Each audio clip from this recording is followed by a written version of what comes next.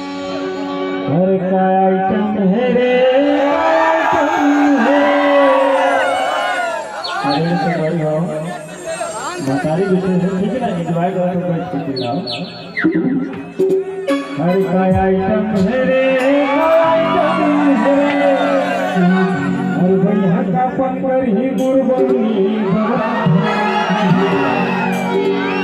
मुंडली अंगर ही गुरबदू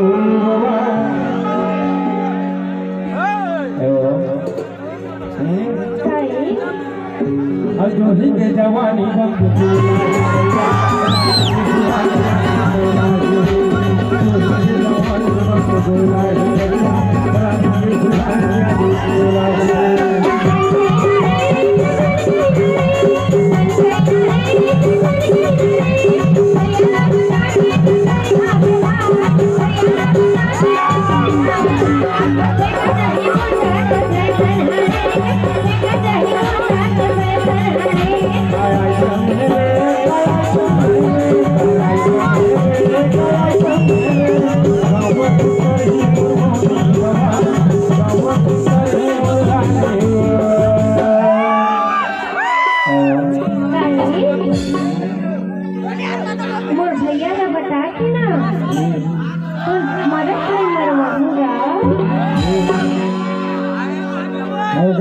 finger ही गुरबनी रुहानी आदि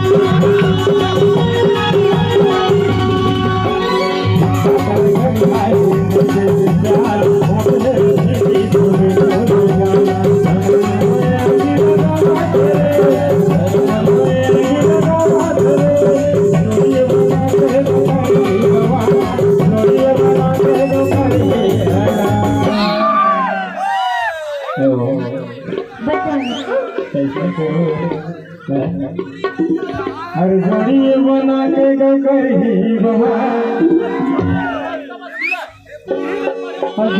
जवानी बंक